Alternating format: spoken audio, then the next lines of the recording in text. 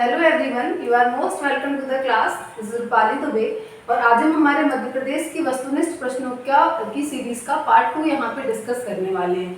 जैसा कि आप सभी जानते हैं कि हमने पिछली क्लास में भी इसका प्रीवियस पार्ट डिस्कस किया हुआ है, जिसमें हमने 15 क्वेश्चन पढ़े थे। आज फिर से हम 15 क्वेश्चन लेंगे और उन प्रश्नों के माध्यम से मध्य प्रदेश के जीएस को पढ़ने की कोशिश करेंगे। तो आज हम शुरू करते हैं हमारा सेशन। पहला क्वेश्चन हम देखते हैं, खजुराहो के मंदिरों को किस वर्ष विश्व धरोहर स्थल में शामिल किया गया। जैसा कि हम सभी जानते हैं कि जो हमारे खजुराहो के मंदिर है, जो हमारे मध्य प्रदेश के छतरपुर जिले में स्थित है, ये एक विश्व विरासत के एक तरह से है, जिसका निर्माण किसने कराया था? हमारे मध्य प्रदेश के चंदेल शासकों के द्वारा कराया गया था और इसको 1986 में विश्व धरोहर में शामिल किया गया था। और हमारे मध्य प्रदेश के एमपी के 5 ऐसे स्थल हैं जो कि विश्व धरोहर में शामिल हैं। पांच ऐसे स्थल हैं जो क्या है, विश्व धरोहर में शामिल हैं। इनको हम देख लें तो पहला तो हमारा यही हो गया खजुराहो, जिसको 1986 में विश्व धरोहर में शामिल किया गया। ये हमारा कहाँ स्थित है? तो ये हमारा छतरपुर जिले में स्थित है। दूसरा हम देख लेते हैं भीमबेटका की गुफाएं। भीमबेटका की गुफाएं ये हमारे कहाँ स्थित हैं? ये हमारे रायसेन जिले में स्थित हैं और इनको 2003 में विश्व धरोहर में शामिल किया गया। आप हमेशा ये याद रखना, विश्व धरोहर स्थल बहुत जरूरी होते हैं और हमारे मध्य प्रदेश के 5 स्थल विश्व धरोहर में हैं और ये भी आपको याद रखना है कि वो किस जिले में है और किस वर्ष उनको विश्व धरोहर में शामिल किया गया। वही हम यहाँ पे पढ़ रहे हैं। पहला हमने देख लिया खजुराहो, दूसरा हम देख रहे हैं भीमबेटका, ये हमारा 2003 में शामिल हुआ। तीसरा है हमारा बौद्ध स्तूप सांची, बौद्ध स्तूप सांची जो भी हमारा 1989 में विश्व धरोहर में हमने शामिल किया है और ये भी हमारा रायसेन जिले में स्थित है। फोर्थ हम देखते हैं नर्मदा लम्हेटा घाट, नर्मदा लम्हेटा घाट और भेड़ा घाट वाला जो हमारा स्थल है, ये हमारा जबलपुर जिले में स्थित है और इसको 2021 में विश्व धरोहर स्थल में हमने शामिल किया है। फिफ्थ हम यहाँ पे देखते हैं हमारा Satpura tiger reserve, Satpura tiger reserve, इसको भी 2021 में हमने विश्व धरोहर में शामिल किया है और ये हमारा होशंगाबाद जिले में स्थित है, होशंगाबाद जिले में स्थित है। ठीक है, तो हमारे मध्य प्रदेश के ये 5 ऐसे स्थल हैं जो विश्व धरोहर हैं और इनमें इसको कब शामिल किया गया, बहुत इम्पोर्टेंटली आपको कब एकदम ईयर वाइज इसको याद करना जरूरी है। नेक्स्ट हम देखते हैं कलचुरी वंश का वास्तविक संस्थापक कौन था। जैसे कि हम जब मध्य प्रदेश के इतिहास को पढ़ते हैं तो एक वंश उसमें आता है जो हमारे मध्य प्रदेश से संबंधित है, वो क्या है? तो हमारा कलचुरी वंश है। यहाँ पे हम कलचुरी वंश को देखते हैं। यहाँ पे तो कलचुरी वंश की 2 शाखाएं बेसिकली थी, 2 थी।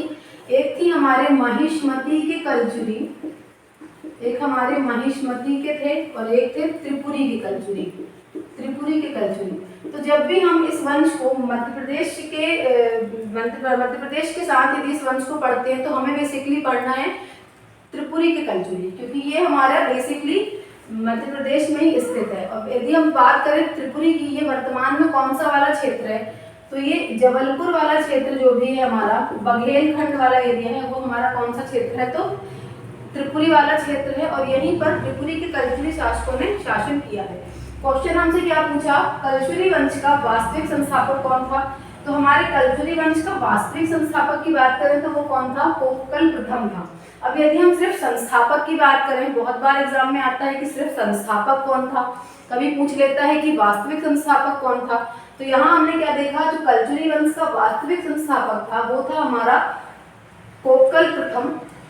और यदि हम संस्थापक की बात करें तो वो हमारा कौन था? वो थे हमारे वामराज। कौन थे? वामराज। अब नेक्स्ट हम देखते हैं युवराज वन, ये भी हमारे कलचुरी वंश के शासक हैं और हमारे कौन है? गांगेय देव, ये भी हमारे कलचुरी वंश के शासक हैं जो कि बहुत ही महान और प्रतापी शासक थे। और नेक्स्ट हम देखते हैं किस शासक को हिंदू नेपोलियन कहा जाता है? बहुत इम्पोर्टेंट, अगेन यहाँ पे बहुत इम्पोर्टेंट क्वेश्चन है कि हिंदू नेपोलियन किसे कहा जाता है। देखिए, जब भी हम इतिहास पढ़ते हैं तो हमें 4 प्रकार के नेपोलियन हम देखते हैं, है ना। 4 नेपोलियन हमें पढ़ना है। आप यहाँ पे ध्यान रखिए, पहला पढ़ते हैं भारत का नेपोलियन। पहला पढ़ेंगे हम भारत का नेपोलियन। तो भारत का नेपोलियन कौन था? तो हमारा समुद्रगुप्त था। दूसरा हम पढ़ते हैं दक्षिण भारत का नेपोलियन। दक्षिण भारत का नेपोलियन, यदि दक्षिण भारत का नेपोलियन देखें तो कौन था? ये राजेंद्र प्रथम था।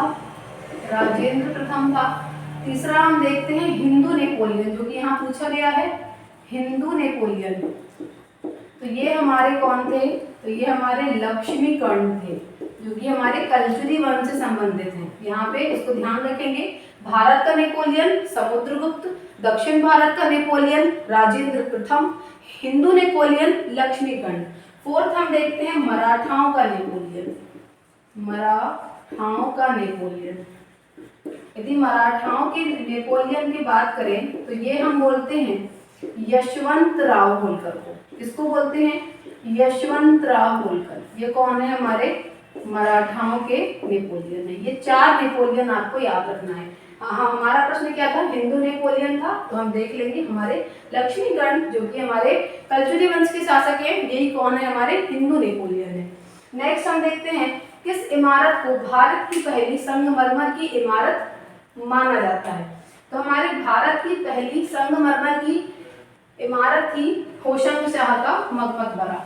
ये हम यहाँ पे देख लेंगे कि भारत की पहली संगमरमर की इमारत तो कौन सी थी? तो होशंगशाह का मकबरा। इसके बारे में थोड़ा सा हम देख लेंगे। होशंगशाह का मकबरा, पहली चीज तो ये स्थित कहाँ है? तो ये स्थित है कहाँ पे? मांडू में। कहाँ स्थित है? मांडू। देखिए, एक हम वो पढ़ते हैं, चैप्टर पढ़ते हैं कि मालवा का मुस्लिम राज्य, है ना।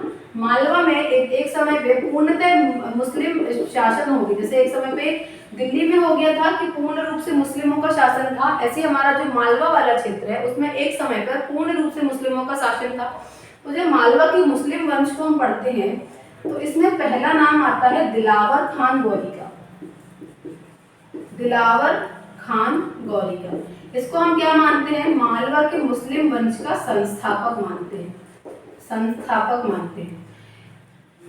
इसके बाद आते हैं हमारे होशंगशाह गौरी। होशंगशाह गौरी, जिनके मकबरे के बारे में यहाँ हम बात कर रहे हैं, तो होशंगशाह गौरी। तो होशंगशाह गौरी ये भी बहुत महान राजा थे।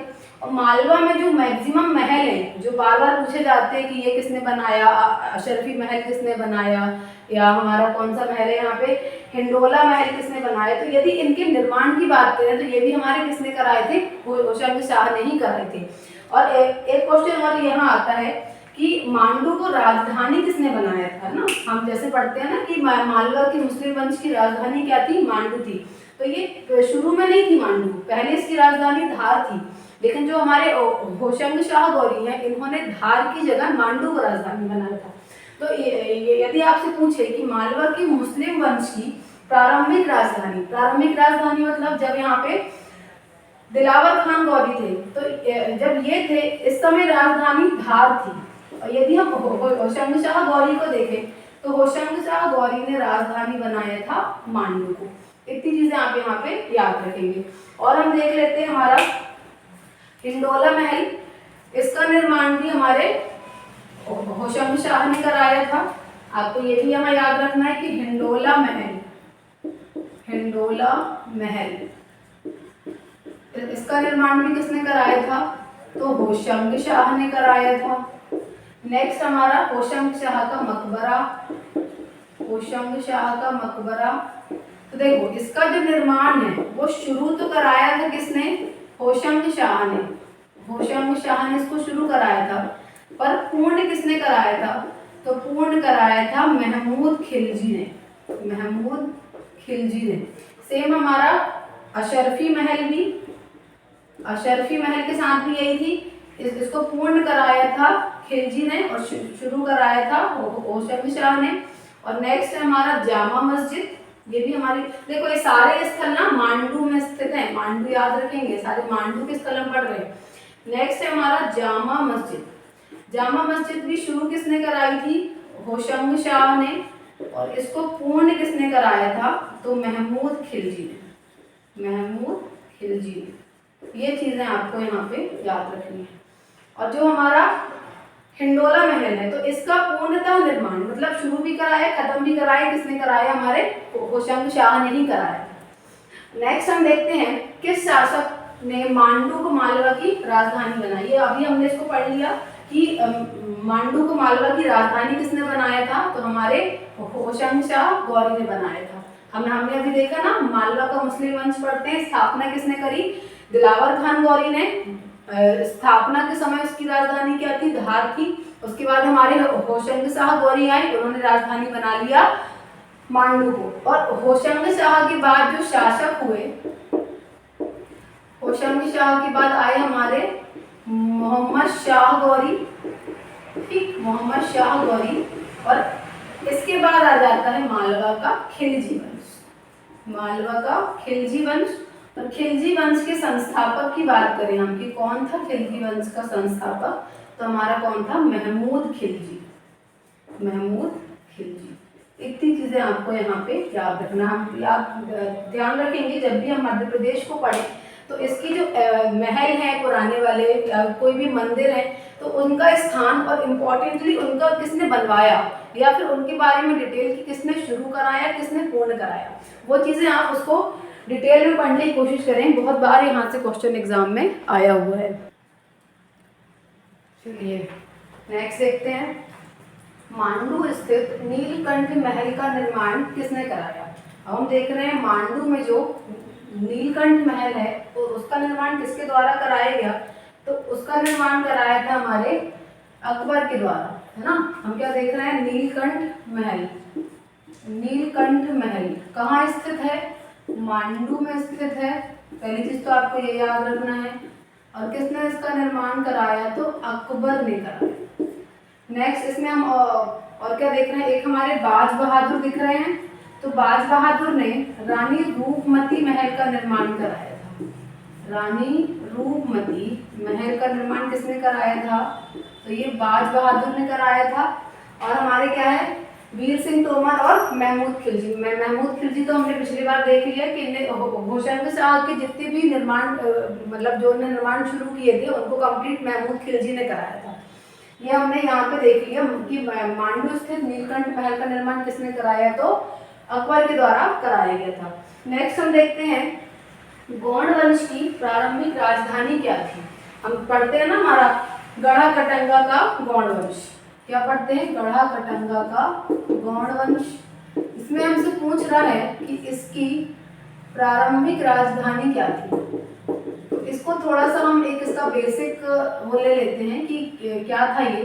तो इसकी पहले राजधानी देख लो। प्रारंभ में जो इसकी राजधानी थी वो थी नरसिंहपुर। क्या थी? नरसिंहपुर। जो भी हमारा वर्तमान का शहर है वो हमारे गढ़ा कटंगा के गौड़ वंश की प्रारंभिक राजधानी थी नरसिंहपुर। और यदि इसकी बाद वाली राजधानी की बात करें कि इसकी जो बाद में राजधानी बनी वो बना था हमारा मंडला शहर, है ना। यदि इसके संस्थापक की बात करें कि इस वंश का संस्थापक कौन था, तो इसके संस्थापक थे जदुराय, जदुराय या यादव राय, या यादव राय। यदि हम गढ़ा कटंगा के गौड़ वंश को पढ़ते हैं तो इसमें सबसे महत्वपूर्ण जो शासिका थी वो थी हमारी रानी दुर्गावती जी, है ना। यही इस वंश की सबसे महत्वपूर्ण शासिका रही हैं और उन्हें हम डिटेल में पढ़ते हैं यहाँ पे। अभी हमने इसको थोड़ा सा यहाँ पढ़ा है कि गढ़ा कटंगा की गौड़ वंश की प्रारंभिक राजधानी क्या थी, तो क्या थी हमारी नरसिंहपुर थी। इसके बाद जो बाद में राजधानी बन गई वो थी हमारी मंडला। तीसरा हमारा त्रिपुरी, तो त्रिपुरी तो हमारी कलचुरी वंश की राजधानी थी। अभी हमने पढ़ा था, हम पढ़ रहे थे कोकल प्रथम संस्थापक थे, वास्तविक संस्थापक थे। तो हमारा जो त्रिपुरी थी वो कलचुरी वंश की राजधानी थी। और जो हमारा मांडू था ये हमारे मालवा के मुस्लिम वंश की राजधानी थी, है ना। और मांडू के बारे में एक चीज और याद रखेंगे कि इसको जो मुस्लिम शासक थे या जो उनका काल था, इसको उस समय शादियाबाद कहा जाता था, शादियाबाद कहा जाता था मांडू को। इतनी चीज यहाँ पे आप याद रखेंगे।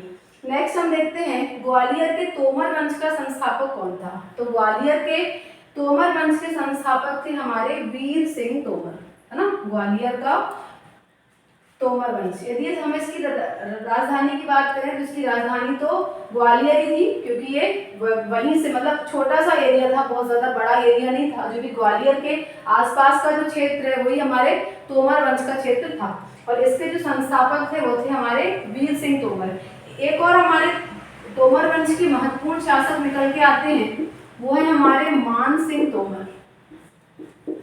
मान सिंह तोमर, मान सिंह तोमर ने गुजरी महल का निर्माण कराया था। गुजरी महल का निर्माण कराया था। कहाँ कराया था? तो ग्वालियर में कराया था। नेक्स्ट इन्होंने माल कौतूहल संगीत राग की रचना की थी। बहुत इंपॉर्टेंट है ये माल कौतूहल। माल कौतूहल संगीत का एक राग होता है। ये बहुत बड़े संगीत प्रेमी थे और संगीत इनको बहुत ज़्यादा, इन्होंने एक राग की भी रचना करा दी, इतनी ज़्यादा इनको संगीत पसंद था। तो इन्होंने माल कौतूहल संगीत राग का इन्होंने क्या करी है? रचना करी है। ये आपको मान सिंह तोमर के बारे में याद रखना है। नेक्स्ट हम देखते हैं गढ़ा कटंगा के गौड़ वंश का संस्थापक कौन था। यहाँ हमने अभी देखा कौन थे, हमारे जदुराय थे, इनको यादव राय भी बोलते हैं। और हमारा क्या था? संग्राम शाह के बारे में यदि हम देखें तो संग्राम शाह इसके वास्तविक संस्थापक कहलाते हैं, है ना। अभी हम जब पढ़ते हैं राजवंश, तो एक हमारा संस्थापक होता है, एक हमारा वास्तविक संस्थापक होता है। तो जो हमारा गढ़ा कटंगा का गौड़ वंश था उसके संस्थापक कौन थे? जदुराय थे। और यदि हम उसके वास्तविक संस्थापक की बात करें तो वो हमारे कौन थे? संग्राम शाह थे। इसके बाद हमारे जो हृदय शाह, अभी हमने क्या देखा कि मंडला की प्रारंभिक राजधानी क्या थी? नरसिंहपुर थी। और उसके बाद मंडला की जो उनका वंश था उसकी राजधानी क्या बन गई? मंडला बन गई। तो मंडला को राजधानी किसने बनाया? तो हमारे हृदय शाह जी ने बनाया था। ये चीज आपको यहाँ पे याद रखनी है। नेक्स्ट ऑप्शन हमारा क्या है? दलपत शाह। तो ये हमारे रानी दुर्गावती के पति थे ये, है ना। और इनके जो पुत्र थे वीर नारायण, इनके पुत्र का नाम क्या था? वीर नारायण। तो जो हमारी रानी दुर्गावती जी हैं वो दलपत शाह जी की मृत्यु के बाद अपने पुत्र वीर नारायण के संरक्षिका के रूप में इन्होंने गद्दी संभाली थी। और ये अकबर से इन्होंने क्या किया था? संघर्ष किया था। किससे संघर्ष किया था? अकबर से संघर्ष किया था। इतना आपको गढ़ा कटंगा गौड़ वंश के बारे में याद रखना है। तो हमने यहाँ पे क्या क्या देख लिया? सबसे पहले तो इसके जो संस्थापक को देखा, इसकी प्रारंभिक राजधानी को देखा, इसकी बाद वाली राजधानी को देखा। क्वेश्चन आता है मंडला को राजधानी किसने बनाया? तो किसने बनाया? हमारे हृदय शाह ने बनाया। और जो हमारी रानी दुर्गावती थी वो किसकी संरक्षिका बनकर उन्होंने गद्दी संभाली थी? तो उन्होंने अपने पुत्र वीर नारायण की संरक्षिका बनकर गद्दी को संभाला था। और रानी दुर्गावती के पति कौन थे? तो हमारे दलपत शाह जी थे।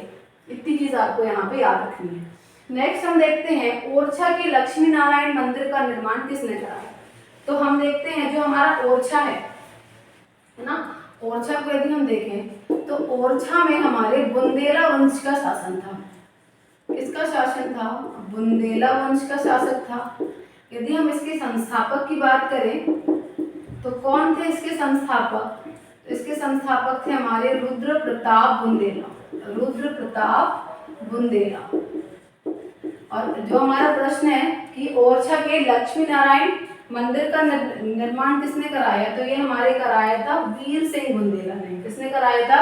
वीर सिंह बुंदेला। बहुत प्रसिद्ध मंदिर है हमारा। तो ये जो लक्ष्मी नारायण मंदिर है इसका निर्माण हमारे बुंदेला शासक वीर सिंह बुंदेला ने कराया था। नेक्स्ट ऑप्शन है हमारा जुझार सिंह बुंदेला।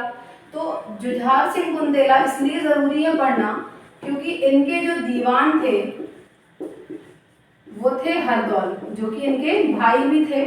और ओरछा में या वो जो पूरा हमारा रीजन है वहां पर हरदौल की मनौती होती है। एक वहां पे हरदौल की मनौती मनाई जाती है। वहाँ का एक कोई ऐसा मतलब कल्चरल मतलब एक ऐसा ऐतिहासिक उसकी पृष्ठभूमि के तौर पर वहाँ पे हरदौल की मनौती मनाई जाती है। इसलिए यहाँ पे हमारे जुझार सिंह बुंदेला जरूरी हैं, क्योंकि जो जुझार सिंह बुंदेला के दीवान थे वो हमारे हरदौल जी थे, और इनकी मनौती इस एरिया में बहुत प्रसिद्ध है और मनाई जाती है। इसका ऐतिहासिक महत्व बहुत ज़्यादा है। नेक्स्ट है हमारे इंद्रजीत। तो इंद्रजीत के बारे में आपको ये चीज़ ध्यान रखनी है कि इंद्रजीत के दरबार में प्रसिद्ध कवि केशव दास रहते थे। इनको हम कठिन काव्य का प्रेत बोलते हैं। यदि इनकी रचनाओं की बात करें तो इनकी बहुत प्रसिद्ध रचना है रसिक प्रिया इनकी एक बहुत ही प्रसिद्ध रचना है, जिसमें इनकी जो प्रेमिका थी, एक नर्तकी थी, नर्तकी जिसका नाम था राय प्रवीण।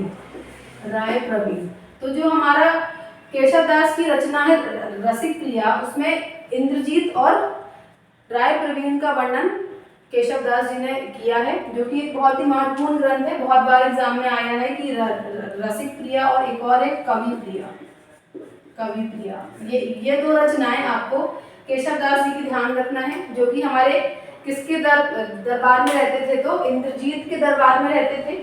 और इनकी जो प्रेमिका थी राय प्रवीण, तो जो रसिक प्रिया ग्रंथ है उसमें इंद्रजीत और राय प्रवीण के प्रेम संबंधों का वर्णन है, या उनके संबंधों का वर्णन है, जिसके लेखक हमारे केशव दास हैं। और केशव दास को हम कठिन काव्य का प्रेत बोलते हैं। चलिए नेक्स्ट देखते हैं हम, किस होलकर शासक ने महेश्वर को राजधानी बनाया ना। जैसे कि हम जानते हैं कि इंदौर वाला जो हमारा क्षेत्र है, इंदौर वाला, वहाँ पर किसका शासन था एक समय पर, होलकरों का शासन था। यदि हम इनके संस्थापक की बात करें तो इनके जो संस्थापक थे, मतलब यदि हम इंदौर के होलकर वंश के संस्थापक की बात करें तो इनके जो संस्थापक हैं वो कौन थे, मल्हार राव होलकर। और इनकी यदि प्रारंभिक राजधानी की बात करें, जैसे कि मैं बार बार आपको बोल रही हूँ कि एक होता था संस्थापक, एक होता था वास्तविक संस्थापक, और कुछ जो वंश थे उनमें प्रारंभिक राजधानी दूसरी होती थी और बाद में कुछ और जगह को वो राजधानी अपनी बना लेती थी। तो आप ध्यान रखेंगे, यदि हम इंदौर के होलकर वंश को पढ़ते हैं, संस्थापक की बात करेंगे मल्हार राव होलकर, प्रारंभिक राजधानी की बात करेंगे तो हमारा इंदौर है। इसके बाद महेश्वर को किसने बनाया राजधानी, तो हमारी जो देवी अहिल्याबाई हैं, देवी अहिल्याबाई होलकर जी ने किसको राजधानी बनाया, तो इन्होंने महेश्वर को राजधानी बनाया। महेश्वर मतलब खरगोन, ठीक है। महेश्वर के घाट बहुत प्रसिद्ध हैं और महेश्वर में ही देवी अहिल्याबाई की समाधि भी स्थित है। ये चीज आपको ध्यान रखनी है, महेश्वर के घाट के पास ही इनकी समाधि स्थित है। तो हमारा क्या हो जाएगा इसका आंसर, अहिल्याबाई होलकर। हमने देख लिया जो हमारे मल्हार राव होलकर हैं वो तो हमारे होलकर वंश के संस्थापक हैं, या मतलब उनका पूरा वंश नहीं था, वो मराठाओं के सामंत के रूप में स्थापित हुए थे, तो वही है। तो यदि हम इसके संस्थापक को एक तरीके से देख लें तो हमारे मल्हार राव होलकर थे। नेक्स्ट हम देखते हैं इंदौर स्थित लाल बाग पैलेस का निर्माण किसने कराया। बहुत इंपॉर्टेंट क्वेश्चन है, बहुत बार एग्जाम में आया है कि इंदौर के लाल बाग पैलेस का निर्माण किसने कराया, तो ये हमारे कराया था तुकोजी राव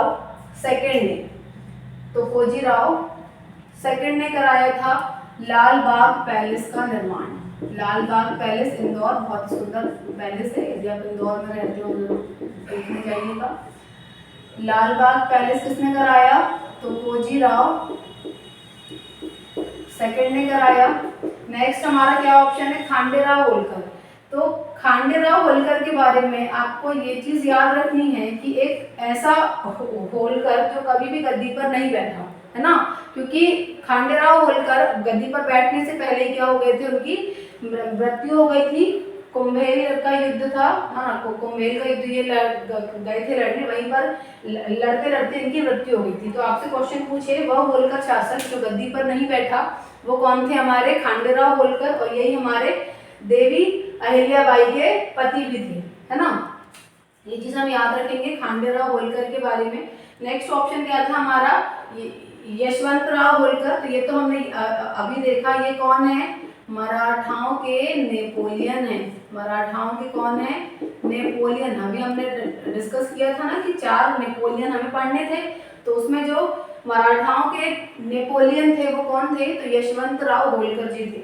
नेक्स्ट हम देखते हैं कौन सा मुगल शासक मराठाओं का प्रथम पेंशन भोगी बना।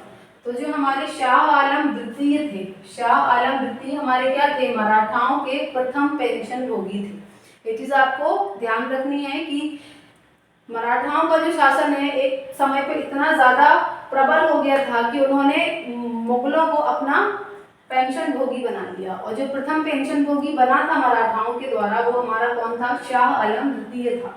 नेक्स्ट हम देखते हैं किस होलकर शासक के समय इंदौर को भारत में विलय किया गया। बहुत इंपॉर्टेंट क्वेश्चन है कि कौन सा होलकर शासक उस समय गद्दी पर बैठा था जिसने भारत में अपनी रियासत को विलय करवा दिया। तो इसका आंसर हमारा हो जाएगा यशवंतराव होलकर सेकंड। यशवंतराव होलकर सेकंड के समय में, यशवंतराव होलकर, देखो हम इसमें कंफ्यूज नहीं होना, जो यशवंतराव होलकर, यशवंतराव होलकर प्रथम है ये हमारे मराठाओं के नेपोलियन थे, और ये यशवंतराव होलकर सेकंड है। इनके टाइम पे इंदौर को भारत संघ में, जब हम संघ बना रहे थे, सब कुछ विलय कर रहे थे, संविधान निर्माण हो रहा था ना, जब हमें स्वतंत्रता मिली, उस समय जो यशवंतराव होलकर सेकंड थे इन्होंने अपनी रियासत को भारत में विलय करा दिया। दोनों में कंफ्यूज नहीं होना, ये फर्स्ट है ये सेकंड है। नेक्स्ट है हमारा क्या था ऑप्शन, मल्हारराव होलकर। तो मल्हारराव होलकर के बारे में एक चीज ध्यान रखेंगे कि इन्होंने क्या करा था, मंदसौर की संधि करी थी। क्वेश्चन आता है मंदसौर की संधि किसने करी थी, तो मल्हारराव होलकर द्वितीय ने करी थी मंदसौर की संधि। और हमने ये देख लिया खांडेराव होलकर तो हमें पता है कि ये कभी गद्दी पर नहीं बैठे, इनकी युद्ध भूमि में ही मृत्यु हुई थी, ये चीज भी इसमें ध्यान रखना है। नेक्स्ट हमारा मालेराव होलकर, तो ये देवी अहिल्याबाई के पुत्र थे, ठीक है। कौन थे, मालेराव होलकर अहिल्याबाई के पुत्र थे, ये इनके पति थे। ये कभी गद्दी पर नहीं बैठे थे, ये केवल 1 वर्ष के लिए गद्दी पर बैठे थे। इनके टाइम पे भारत में इनके रियासत का विलय हुआ और इनके टाइम पे मंदसौर की संधि हुई थी। आप हमेशा जब भी इतिहास पढ़ेंगे मध्य प्रदेश का, और जब भी आप ऐसे मतलब मॉडर्न हिस्ट्री पे आते हैं, मतलब आफ्टर मुगल सन 1700 के बाद पढ़ते हैं ना मॉडर्न हिस्ट्री, तो उसमें आपको होलकर और सिंधिया बहुत अच्छे से पढ़ना है। बहुत बार प्रश्न आते हैं होलकर और सिंधिया से, तो होलकर और सिंधिया बहुत अच्छे से आपको डिस्कस करना है। यहाँ हम वही पढ़ रहे हैं अभी। नेक्स्ट क्वेश्चन देखते हैं हम, सिंधिया वंश के संस्थापक कौन थे। तो सिंधिया वंश के संस्थापक थे हमारे राणोजी सिंधिया, ठीक है। यहाँ हमने क्या देखा, पहले हमने देखा कि होलकर वंश का संस्थापक कौन था, तो हमारे कौन थे, मल्हारराव होलकर। सिंधिया वंश के संस्थापक की बात करें तो ये हमारे कौन थे, राणोजी सिंधिया। कौन थे, राणोजी सिंधिया। ये कौन थे, सिंधिया वंश के संस्थापक थे। और जो भी हमारे ऑप्शन है उनको भी हम यहाँ पे डिस्कस एक बार कर लेते हैं। नेक्स्ट ऑप्शन क्या है हमारा, महादजी सिंधिया।